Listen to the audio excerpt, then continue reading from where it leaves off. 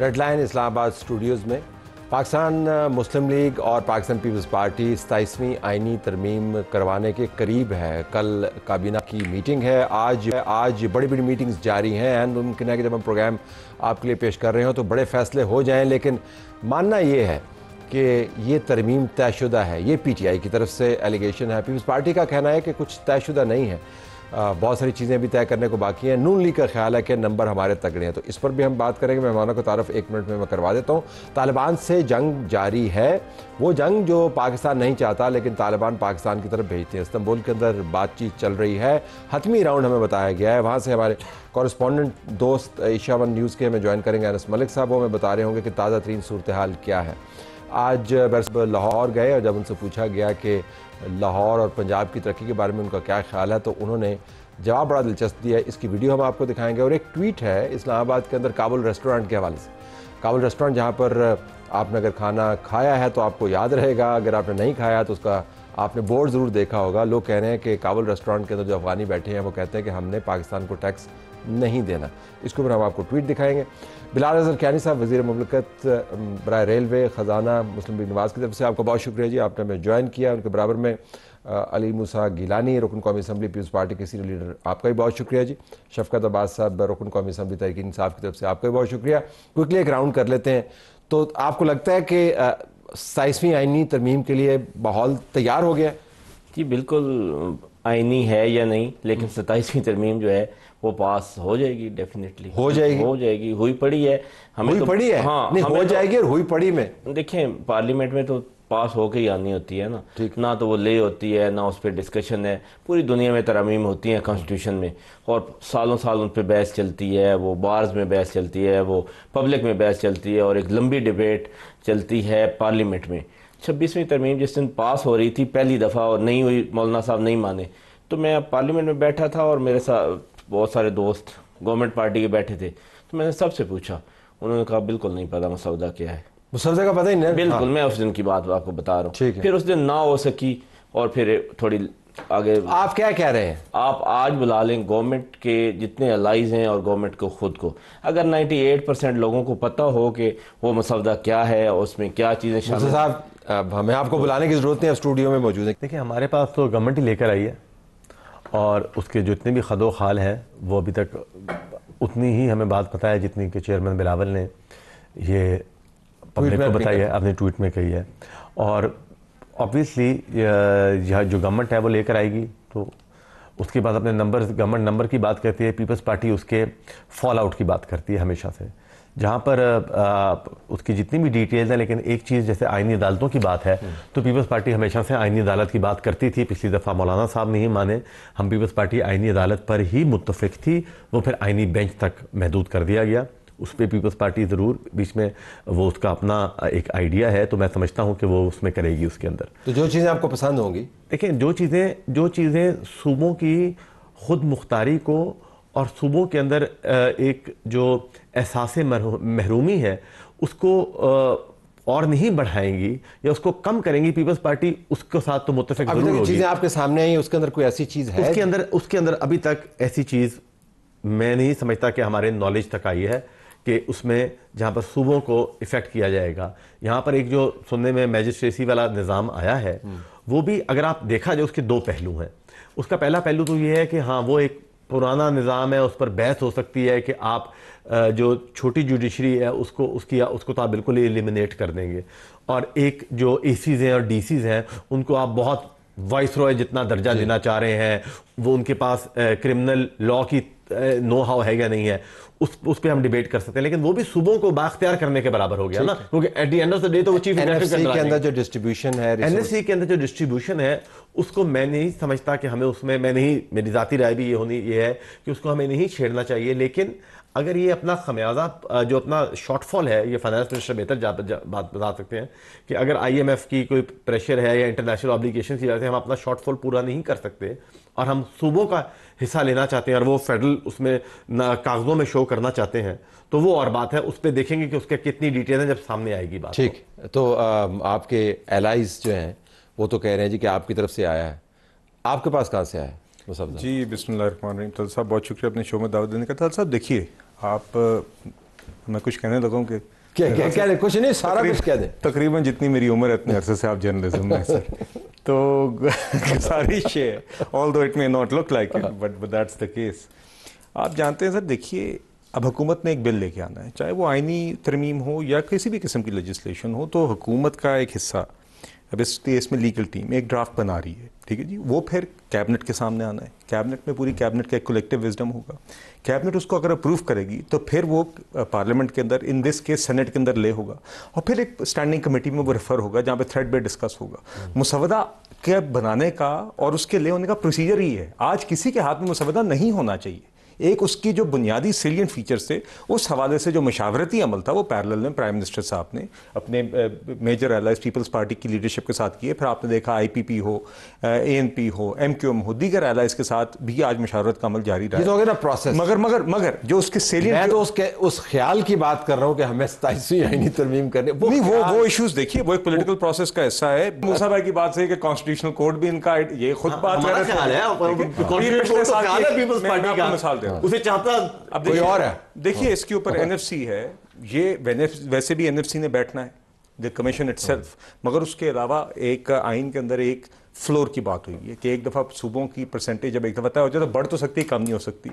Should that cap exist? एक objective तरीके से अगर कमीशन हर दफ़ा बैठता है उसके अंदर, तो मैं कहने का मकसद ये है, ये सारे वो इश्यूज हैं जो हम समझते हैं। ने जो बात की कि इन तमाम मामलात पर अमेंडमेंट से पहले एक बड़ी सेर हासिल गुफ्तगू होनी चाहिए थी, ये लफ्ज़ हम बड़ा इस्तेमाल करते हैं। तो सर वो स्टैंडिंग कमेटीज इसलिए हैं। नहीं, इससे पहले इससे पहले तो आए नहीं, मैं उन इश्यूज की बात कर रहा हूं जिनको आपने एड्रेस करना है। मुस्तकिल होती रही है। देखिए कॉन्स्टिट्यूशनल कोर्ट पे आप मुझे बताइए, कॉन्स्टिट्यूशनल कोर्ट पे क्या पहले बहस नहीं होती रही? क्या एनएफसी के ऊपर और डेवोल्यूशन ऑफ पावर के ऊपर हम रोजाना बनने के बाद मुझे पार्लियामान के अंदर कॉन्स्टिट्यूशनल कोर्ट पे कोई बहस नजर नहीं। अगले साल भी सर दीगर होगी आपके 26वीं आईनी तरमीम के बाद, 26वीं आईनी तरमीम के बाद साहब आज तक जितनी चीजें सामने आ रही हैं, ये पहली दफा मैं मैजिस्ट्रेरियल सिस्टम का बहाली का सुन रहा हूँ, और इतना भयानक है ये कि आप सोच नहीं सकते। मैं वकील हूँ ना, 2001 में हमने इससे जान छुड़ाई कॉलोनियल सिस्टम से। एसी और डीसी बेशक अच्छा परफॉर्म कर गए इनके लिए हालिया इलेक्शन में, लेकिन खुदारा आप ये तो देखें कि एक बंदा लॉ ग्रेजुएट ही नहीं है और उसे आप कहें कि ये क्रिमिनल केस है, इसको आप डिसाइड कर दें। 22 लाख मेरी बात ऐसे ही है, कोर्ट्स के अंदर 22 लाख केस फंसे हुए। तो इसका क्या मतलब है कि एक लेमैन को, आम आदमी को बिठा दिया जाए कि आप इसका बेड़ा गर्क करें? मेरी बात मुझे सिर्फ 1 मिनट रिस्पॉन्ड करने दे कि अगर मुझे, hold on to your point, मैं सिर्फ ये कह रहा हूँ कि मैं इंजीनियर नहीं हूँ, मुझे कहा ये बिल्डिंग जो है इसको आप देखें तो ऐसे ही है। मैं डॉक्टर नहीं हूँ तो मुझे कहें कि इस मरीज का ऑपरेशन कर दें। बिल्कुल एसी और डीसी को इख्तियार देना कि आप इस क्रिमिनल केस को डिसाइड कर दें, वो लॉ ग्रेजुएट नहीं है, उसे पता ही नहीं है बेसिक लॉ का ही, और आप उसके कत्लेआम करवा रहे हैं आप पूरे जुडिशियल सिस्टम। लेकिन ये पॉइंट वैलिड है कि ये तमाम मामलात जिनके ऊपर आप अमेंडमेंट ला रहे हैं बाद प्रोसीजर तो डिस्कस होंगे, लेकिन अभी तक मेरे ज़हन में तो कोई नहीं 26वीं आईनी तरमीम के बाद कोई बड़े बड़े इश्यूज आपने हॉट इश्यूज डिबेट किया। सर मेरी गुजारिश सुने, मेरे भाई हैं अक्रॉस द आयल हैं, जो भी ये बातें कर रहे हैं इसमें वजन भी हो सकता है। ये दलाइल आके स्टैंडिंग कमेटीज में क्यों नहीं देते? देखिए आप मुझे बताइए जहां पे ये बिल डिस्कस होना है कौमी असेंबली में, सेनेट में और स्टैंडिंग कमेटीज में, वहां से ये भागते हैं। देखिए मुझे स्टैंडिंग कमेटी का बड़ा रोल है और आप वहां पर अपना किरदार नहीं अदा करते जो आपका फरीजा है। फिर ये यहां पर आके बात करते हैं कि अफगानिस्तान का मामला है तो हमसे मुशावरत नहीं होती। आपको इन कैमरा सिक्योरिटी ब्रीफिंग में बुलाया जाता है, आप नहीं आते। चंद हफ्ते पहले प्राइम मिनिस्टर साहब ने दावत दी इन इश्यूज पे बात करने के लिए, सीएमकेपी नहीं आते। मैं उनका जवाब आपको बता दूं, टीवी पे आके आप बयान देते हैं, वो कहते हैं कि असि अगर आ गए तो केड़ा मान लेना। नहीं फिर ठीक है। मैं ये कह रहा हूं कि ये जितनी अमेंडमेंट्स हैं इनमें किसी एक अमेंडमेंट के बारे में बता दें कि 26वीं तरमीम जब इन्होंने बिल्डोज करवाई उसके बाद आज तक मेरी बात सुने, सलमान राजा साहब मेरी बात सुने, उसके बाद ऑन रिकॉर्ड है आपके पार्टी के सेक्रेटरी जनरल, मेरी बात सुन ले। उसके बाद आज तक आपने आर्टिकल 200 में आप छेड़छाड़ कर रहे हैं जजेस की ट्रांसफर की, ठीक है, जो आपको पसंद नहीं आएगा उसको या आप बलूचिस्तान भेजेंगे या आप सिंध भेजेंगे या जहां पे भी भेजेंगे। ऐसे नहीं होता है जुडिशरी में कि आप आर्टिकल 243 और 245 पे तो ये बात नहीं करेंगे। सूबों के अंदर क्यों ना जाए जज साहबान, क्यों ना जाए? क्या मैं कह रहा हूं कि एक जगह पे क्यों बैठे रहे? नहीं, हायर जुडिशरी में ऐसे नहीं होता पूरी दुनिया में कहीं पे भी। क्यों? आप कोई एक मिसाल मुझे दुनिया की बता दें। पूरी दुनिया में वैसे जज लगने के बाद उम्र, रिटायरमेंट की उम्र भी कोई नहीं होती। अच्छा, वो तो ये बढ़ा रहे हैं ना। नहीं, उसमें तो बरतानिया और शायद अमेरिका में नहीं है। मेरी बात सुने सर, ट्रांसफर ऑफ जजेस में ऑलरेडी एक मैकेनिज्म मौजूद है। एक ही ये इसका तो तरीकेकार को बदलने के ऊपर बात है। देखिए, ट्रांसफर ऑफ जजेस is already provided for the constitution के सदर पाकिस्तान, उस जज का मेरे ख्याल से शायद कंसेंट होता है, और फिर 3 चीफ जस्टिस का, चीफ जस्टिस ऑफ पाकिस्तान, जिस कोर्ट से वो जज हैं। अब यहाँ पे एक ये सोच है कि वही जुडिशियल कमीशन ऑफ पाकिस्तान जो जज लगाता है, जो जज उतार सकता है, तो उसी को ट्रांसफर का इख्तियार। मुझे मुझे साहब कभी इन्वॉल्व करना। मुझे साहब बात ये कि अब ये है वो, मैं इसको बहस मुबाहिसे को कोई और नाम नहीं देना चाहता, ये वो बहस मुबाहिसा है, इतनी हीटेड डिबेट है। आपकी पार्टी का क्रूशियल रोल है कि आया ये अमेंडमेंट पास होगी या नहीं होगी। अगर नंबर्स आपने लाने तो आपकी पार्टी से आएंगे, तो जब आप अगर पास करवाते हैं तो ये तमाम बर्डन जो है ये आपकी पार्टी की तरफ आएगा, कोई लोग आपसे कहेंगे बाद में। देखें, जो जुडिशरी की ट्रांसफर और पोस्टिंग की ये बात कर रहे हैं, अभी तक तो हमें पता भी नहीं कि वो है भी सही कि नहीं है, क्योंकि as of we are speaking इस टाइम पर भी वो मुसवदा जो भी हो रहा है वो अमेंड होता जा रहा है। वो कोई हमारे पास इसलिए नहीं है क्योंकि वो है नहीं, उसके पास कोई मुसवदा नहीं है, किसी ने बताया इसके पास नवीद कमर साहब नहीं, वो जो भी है वो सिर्फ अभी वो उसके अंदर चेंजेस कॉन्स्टेंटली किए जा रहे हैं। हीट फील होती है, हम कहते हैं कि अच्छा नहीं, पीपल्स पार्टी अपनी राय देती है कि इसको और लाइटन डाउन। वर्किंग ड्राफ्ट अभी वर्किंग ड्राफ्ट है ना। हाँ, वर्किंग ड्राफ्ट तो है ऑब्वियसली। आपके पास आया वर्किंग ड्राफ्ट? जजेस तो पता ही नहीं है, हम जो सुनी सुनाई बातें हैं। देखिए, पहले उनको कंप्लीट कर लें, ये नोट कर लें। यहाँ पर एक सेकंड, इसमें जो ये बात कर रहे हैं ना कि जजेस की ट्रांसफर की जो आप बात कर रहे थे, देखिए जजेस की अपॉइंटमेंट का तो एक तरीका है। अब जो जज सिंध हाई कोर्ट के अंदर है, और जो पंजाब हाई कोर्ट के अंदर है, और जो जज बलूचिस्तान हाई कोर्ट के अंदर है, और जो केपीके हाई कोर्ट के अंदर है, वो तमाम एक बराबर है, एक ही फहम के हैं, एक ही इंटेग्रिटी के हैं, उनमें से कोई कम नहीं है। अगर उनका स्विच हो जाता है तो मैं समझता हूं कि ज्यादा बेहतर बात है। ये नहीं होगा, ये नहीं होगा कि केपीके का जज अगर पंजाब आ जाता है तो केपीके में अगर 8 है तो वहां पर 7 रह जाएंगे, वहां पर उसको 8वीं सीट तो फिल पंजाब से जाएगा ना कोई करने के लिए। ठीक, ये बात जजेस जितने हम एक और दूसरी चीज भी आ जाती है कि एक ये बहुत एथनिसिटी का एक प्रॉब्लम आ गया हमारे मुल्क के अंदर कि नहीं जी, साइलूस बन गए हैं। ये सिंधी है तो ये सिंधी जज है तो ये सिंध में होगा, इस्लामाबाद का जज बाहर नहीं जाता। तो ये पंजाबी जज है तो ये पंजाबी है, ये केपीके है तो ये पठान की बात सुनेगा, ये सिंधी है तो ये सिंधी बात सुनेगा। ये फजूल की मिथ है, मैं समझता हूं। ये भी टूटेगी इससे जब रोटेशन होगी। सही, बाय रोटेशन होनी भी चाहिए। इन मामलात पर इत्तेफाक है। हाँ, ये देखें, जो चीज शफकत भाई, जो चीज आपके जहन को समझ आती है ना, वो मैजिस्ट्रेसी वाली बात है, मेरे जहन को समझ नहीं आती, मुझे नहीं आती समझ उसकी। ठीक, ये ड्राफ्ट इनको भी दे देना। नहीं तो आएगा ना जी, पार्लियामेंट में मसवदा आएगा, पार्लियामेंट में हर मेंबर के हाथ में होगा, स्टैंडिंग कमेटीज के अंदर। आप मेरी बात चले गए, आज 6 तारीख है तलत साहब, और 14 को इन्होंने पास करवाना है। डेट नहीं पता आपको? मैं बता रहा हूँ, 14 को पास करवाना है, उसकी वजह है आपके पास है नहीं, आपको डेट पता है? 12 को कराएंगे, 12 जो इनको डेट्स दी गई हैं, हम 12 को कराएंगे। जो इनको डेट्स दी, अब आप इनको गलत साबित करने के लिए 2 दिन पहले करा दो। पहले करवाएंगे, बाद में नहीं जाएंगे। हाँ, ये सर आप अपना किरदार अदा करें। अब 6 तारीख है आज, मैं आपको बता रहा हूँ, कल पार्लियामेंट के इजलास में हमें नहीं मिलना, 7 हो जाएगी, फिर 8-9 छुट्टी हो जाएगी, और 9 को हम सोमवार को आएंगे, हमें फिर भी नहीं मिलेगा। हमें उस दिन मिलेगा जिस दिन पास होगा। अगर आप वहां पर हुए, आपने तो बाइकआउट कर देना ना, आप होते नहीं है ना वहां पे। हम बाइकआउट नहीं करते। सर आप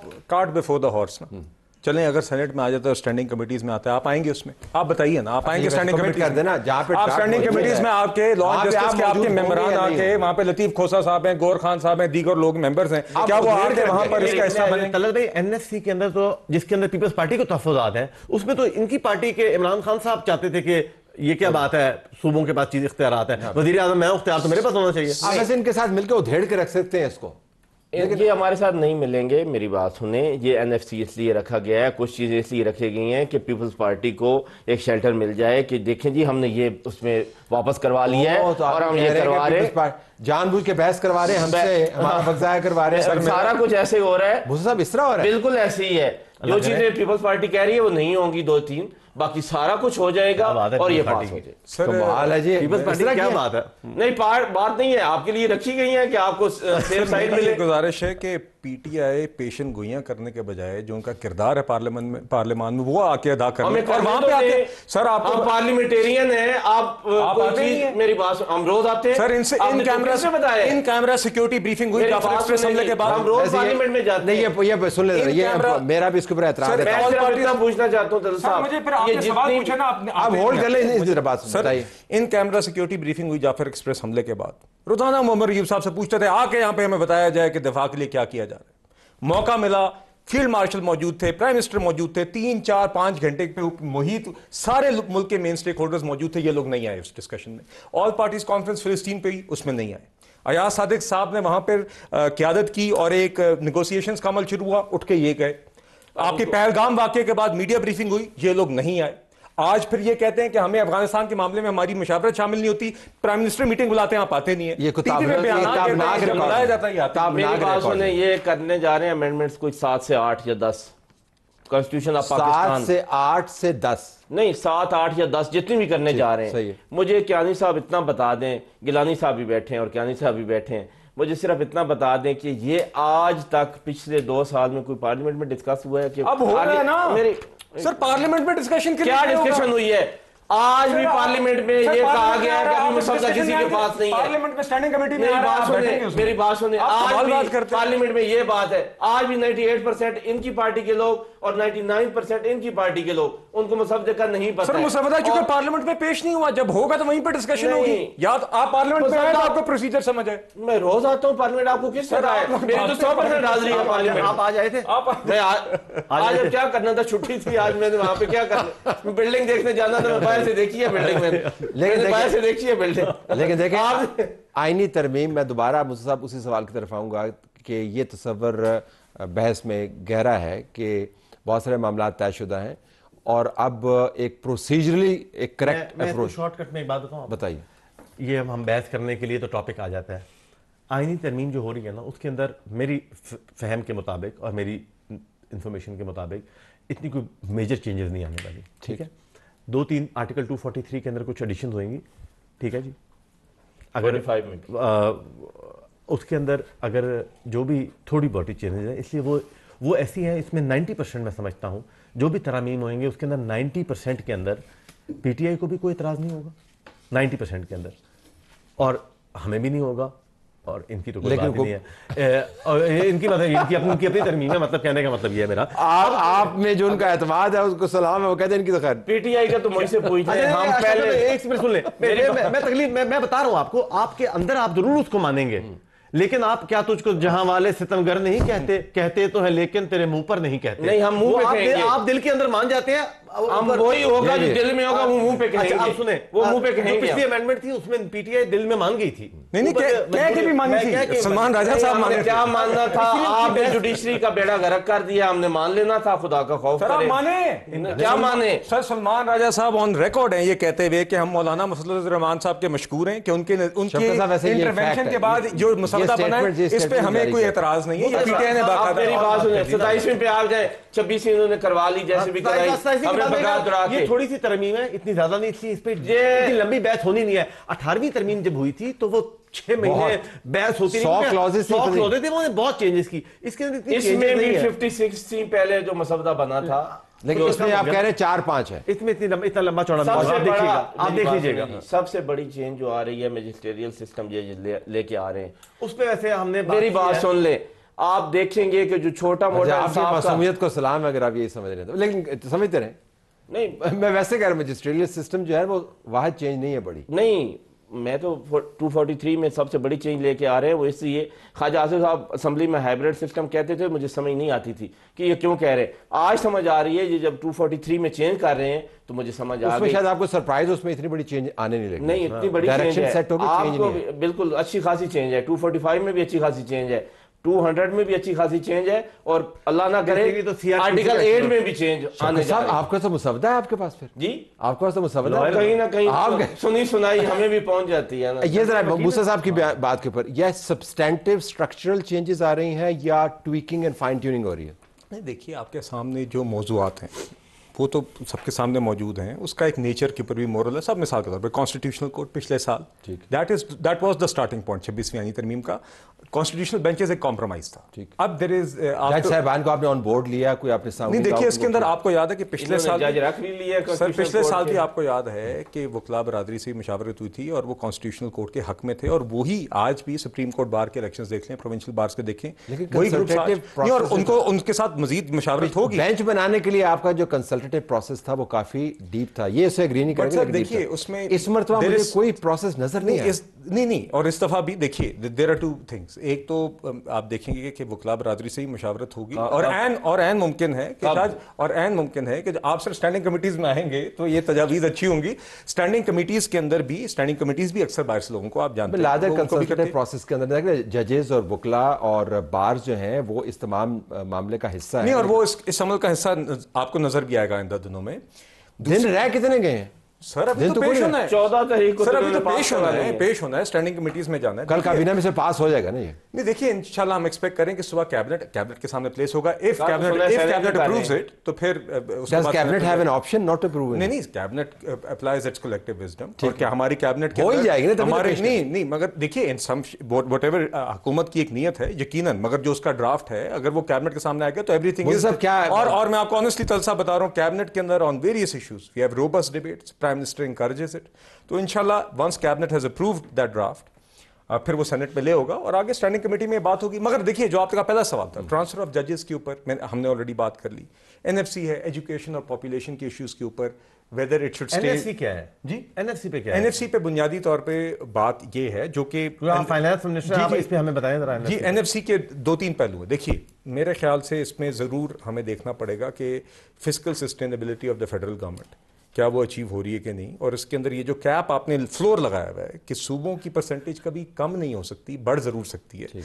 this should be possible both ways, और जिसका फैसला भी परसेंटेज का हमेशा एनएफसी करती है जिसमें मेजॉरिटी सूबों के ही वोट्स हैं। मगर वहां पे अगर एक डिस्कशन के बाद एक अवार्ड का फैसला होता है जिसमें परसेंटेज किसी तरह भी बदल सकती हो, तो आइन का आर्टिकल एक मौजूद है जो स्पेसिफिकली कहता है कि ये कम नहीं हो सकता। इसमें सिर्फ इस हद तक है, बकिया जो उसके तफसीली पहलू हैं ऑन परसेंटेजेस तो हालात के वो एनएफसी के फोरम में ही होगा, और जो हिस्सा है उसको कमोबेश किया जाता है। तीसरी चीज, एक और चीज तल साहब जो आप जानते हैं, जो हमने आज तक तल साहब जो एक और चीज हमने अभी तक नहीं डिस्कस की, वो ये है कि चीफ इलेक्शन कमिश्नर के मामले पे अक्सर डेडलॉक हो जाता है। तो whether the constitution can be improved कि उस डेडलॉक की सूरत हाल में अगर अपोजिशन की इनपुट नहीं है, देख लेना जी कि वो भी इख्तियार ये अपोजिशन से बिल्कुल छीनने वाले हैं कि सर आप पहले मुसवदा आके उस प्रोसेस का हिस्सा तो बन जाए ना। वहां मुसवदा हमें आप दिखाएंगे ही नहीं। पार्लियामेंट में आप रोज आते हैं पार्लियामेंट में, याद करा दी। साहब मेरी बात सुने, एजुकेशन को ये वापस लेके आना चाहते हैं फेडरल के पास। ये मुताला पाकिस्तान अपना पढ़ाना चाहते हैं बच्चों को।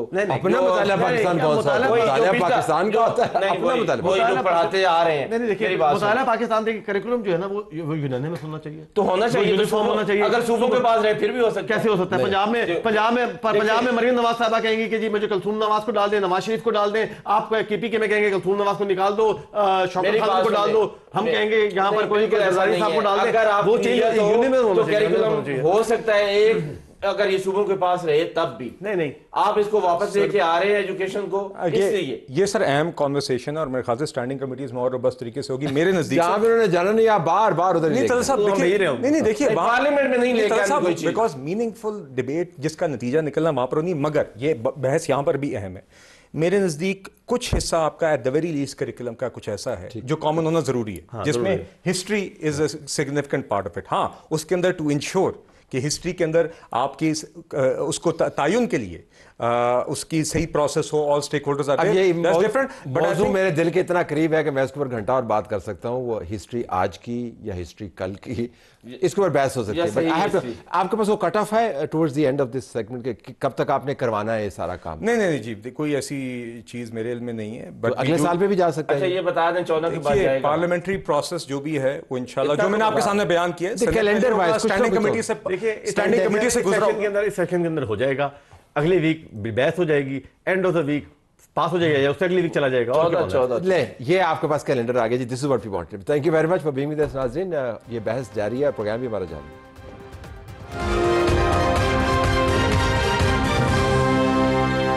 पाकिस्तान की तालिबान के साथ मामलात पर जो मुहित ओवरऑल पॉलिसी है उसमें आपको अब आज के दिन फिर दो किस्म की खबरें नजर आती हैं। जो मामला है बॉर्डर का, उसमें आपको तुंदी और तेज़ी नज़र आती है। बिलाइश्ताल फायरिंग हुई पाकिस्तान की तरफ और पाकिस्तान ने उसको जवाब दिया।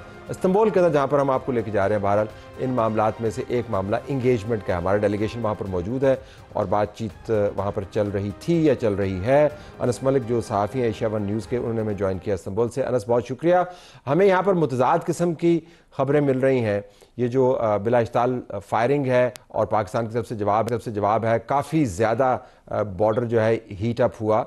इस हीट का रिफ्लेक्शन आपको इस्तांबुल में नजर आया? पता चल रहा है कि पता नहीं टॉक्स रुक गई हैं क्या? अभी तक की खबर आपके पास क्या है? बहुत बहुत शुक्रिया तला साहब for having me on the show. देखें, अभी की ये इत्तला है कि टॉक जब ये रिपोर्ट आई थी, ये बातचीत हुई थी कि फायरिंग का इंसिडेंट हुआ है, तो उस वक्त टॉक्स जो हैं वो रोक दी गई थी ब्रीफली। उसके बाद फिर तकरीबन 15 से 20 मिनट का वक्फा हुआ और फिर बातचीत का सिलसिला दोबारा शुरू हो गया। इस वक्त जब मैं आपसे बात कर रहा हूँ, ये रूटीन का वक्फा है और ये मगरिब की नमाज के बाद से लेके खाने तक का ये वक्फा होता है टॉक्स में, और ये हर राउंड ऑफ टॉक्स में हम देखते आ रहे हैं। लेकिन टॉक्स अभी खत्म या ब्रेक डाउन उस तरह से नहीं हुआ है। एक्सपेक्ट ये किया जा रहा है कि ये जो टॉक्स का सिलसिला है ये 2 रोज तक कम से कम जारी रहेगा। और आज जो होने वाली टॉक्स हैं वो इसलिए इंपॉर्टेंट है कि चारों जो फरीकैन हैं, 2 सालसीन और 2 फरीकैन, उनके हेड्स ऑफ इंटेलिजेंस चीफ वो उनको हेड कर रहे हैं, डेलीगेशन को हेड कर रहे हैं। पाकिस्तान की जानिब से भी इंटेलिजेंस चीफ हेड कर रहे हैं, अफगान तालिबान की जानिब से भी उनके इंटेलिजेंस चीफ हेड कर रहे हैं, जो होस्ट है तुर्की उनकी जानिब से भी इंटेलिजेंस चीफ मौजूद है, और जो कतर जो दूसरे सालिस हैं उनकी जानिब से भी उनके हेड ऑफ इंटेलिजेंस मौजूद है। सीनियर लेवल जो है और सीरियसनेस इसको रिफ्लेक्ट करता है। इस लेवल ऑफ डेलीगेशन को 7 रुकनी डेलीगेशन तमाम जानिब से हमें ये बताया गया है कि मौजूद है, और बातचीत का सिलसिला इस वक्त एक कॉशियस ऑप्टिमिज्म के साथ जारी है। आपने दुरुस्त फरमाया कि वो जो रिपोर्ट्स आई थी वो एक स्पैनर के तौर पे ली गई, लेकिन उसके बाद जो ब्रीफली जो हमने लर्न किया सोर्सेज से, जराए से भी, those who are directly in know of this matter, उनका यही कहना है कि थोड़ा सा एक पॉज आया था लेकिन बातचीत का सिलसिला अभी भी जारी है। तलत साहब, वंडरफुल, आपने ज़बरदस्त मालूमात दी। इन्हीं मालूमात के तसलसल में अगर मैं आपसे पूछ पाऊँ तो हमारे सामने ज़रा व्यूअर्स के लिए एक तस्वीर बनाइएगा मालूमात पर मबनी। अब ये इंटेलिजेंस के हेड्स जो हैं, और ये संजीदा तरीन मामलात हैं क्योंकि उनके पास तमाम मैंडेट भी मौजूद है। पाकिस्तान के जो इंटेलिजेंस के हेड हैं वो नेशनल सिक्योरिटी के मामलात को भी देखते हैं। ये अब 7 लोग जो हैं, 28 लोग एक कमरे में हैं, एक बड़ा टेबल है। ज़रा स्ट्रक्चर बताइएगा कि ये बातचीत हो कैसे रही है? देखिए, आज होने वाली जो बातचीत है वो दोहा टॉक्स की रेप्लिकेशन है। तो हुआ ये कि जब आज की टॉक शुरू हुई तो होस्ट की जानिब से एक स्टेटमेंट दिया गया, और उस स्टेटमेंट के बाद जो सालसीन हैं वो दोनों इंडिविजुअली दोनों फरीकैन से जाके इंडिविजुअल मीटिंग्स करने, गोया इनडायरेक्ट टॉक्स कर रहे हैं।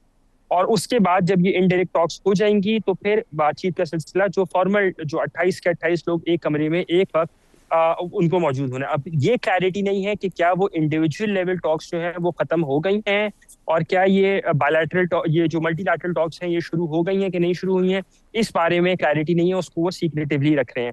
लेकिन क्योंकि दोहा के अंदर जो बात हुई थी वो तकरीबन पहला सेशन तकरीबन 5 घंटे पर मुहित था, 5 से 5.5 घंटे लगे थे, और अब हम देख रहे हैं, जब मैं आपसे बात कर रहा हूँ, तकरीबन 7 घंटे का वक्त हो चुका है जब से ये बातचीत का सिलसिला शुरू हुआ था।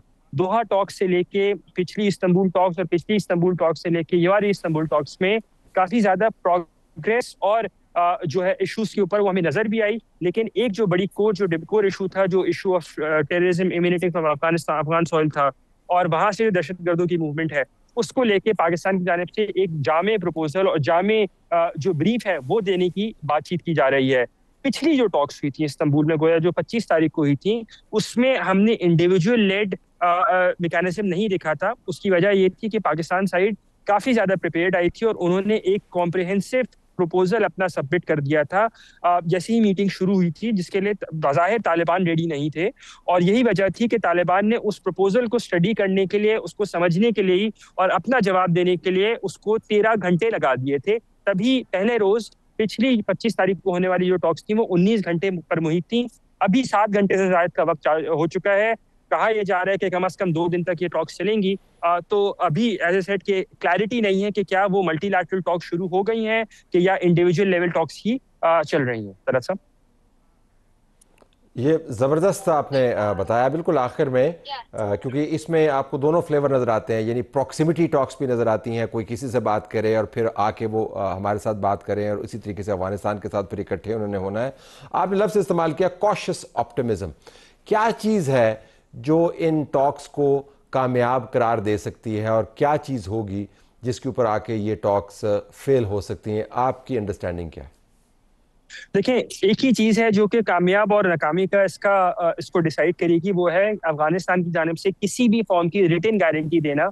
यही वो मेक और ब्रेक सिनेरियो है, क्योंकि जो पिछली मरतबा जो 25 तारीख को होने वाली टॉक्स थी, उसमें जो अफगानिस्तान की जानिब से प्रपोज किया गया वर्किंग मैकेनिज्म था, जॉइंट बॉर्डर मॉनिटरिंग मैकेनिज्म था, वो एक नॉन वर्केबल था, और एक सालिस की जानिब से उसके ऊपर तनकीद भी की गई थी। तो एक ही पॉइंट है जो कि मेक और ब्रेक है। पाकिस्तान अपनी कोर डिमांड से हट नहीं रहा और हटना चाहता भी नहीं है। अफगानिस्तान उस मामले को एक्नॉलेज करने को तैयार नहीं है। एक सालिस जो है कमरे में, उनका ये कहना है कि वो खुद भी क्रॉस बॉर्डर टेररिज्म का शिकार रहे हैं, तो वो इसलिए पाकिस्तान की पोजीशन समझ सकते हैं।